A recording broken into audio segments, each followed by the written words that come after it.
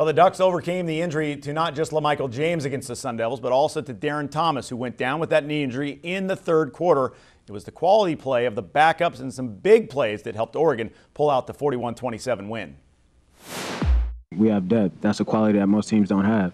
And so when one player goes down, we have players that can step in and outperform just as good. So, we're a blessed team. Once I realized he was down, I just had to kind of pull myself together and tell myself that we need to go out and win this game regardless of what just happened. I think Benny did a great job. He came in, had to win the game for us, had to come out. He drove the ball way easier than me. When I seen him driving the ball, he had two drives that went straight down the field. I think once he got the interception, the Mo got on our side, and everybody got into the game. And, that was the play of the game. What do you know about Darren Thomas's injury? He gets injured in the game. Hey, will you shut up? Thank you. Oh, love that. Classic Chip Kelly right there, Mark.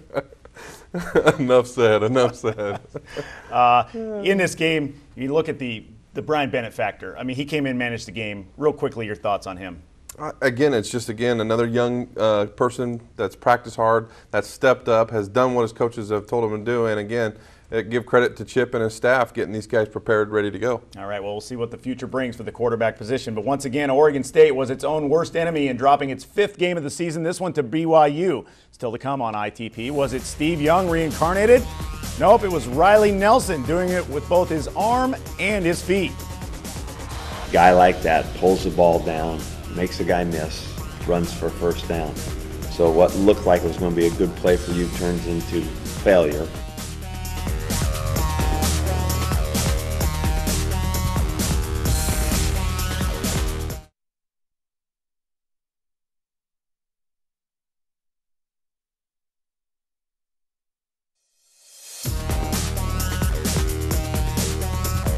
Instead of winning 2 games in a row, the Beavers took a small step back, committing 4 turnovers in a 10-point loss to BYU. Phil Milani has more on Oregon State's offensive miscues from Corvallis. In a game where the Beavers were hoping to build momentum for their season, they ended up hurting themselves with mistakes. 3 of their 4 turnovers came in the third quarter when they were down by just 1 touchdown. Add in 2 Trevor Romaine missed field goals, and the Beavers really feel like they missed an opportunity. We don't score on it, and we have a turnover, and then we don't score because we miss a field goal. Those are all those points could have changed the ending of the game, even had they done everything that they did. We certainly had enough opportunities to have 38 points in that game. It kills our momentum, first of all, because, we had that big pick 6 going to the half, and just the turnovers turned the whole tide the other way. We shot ourselves in the foot. The fumbles killed us. I think we had a pick in the red zone, and that's what really hurt us. Obviously, we're at the bottom. We 5 losses. We can't go nowhere but up, I think. So we got a lot of work to do. Not all of the blame can go to the offense. BYU quarterback Riley Nelson ran for 87 of the Cougars' 282 yards on the ground. Up next for the Beavers, another Cougar team, this time Washington State, in Seattle next Saturday. With the Beavers in Corvallis, I'm Phil Milani for Inside the Pac. Phil, thanks. When we return, Saturday Scholars are coming up.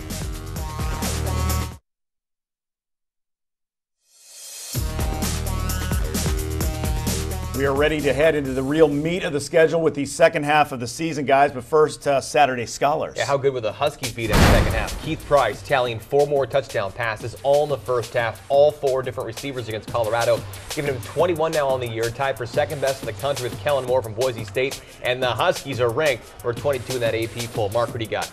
My scholar goes to U of O starter Kenyon Barter, starting in place of LaMichael James.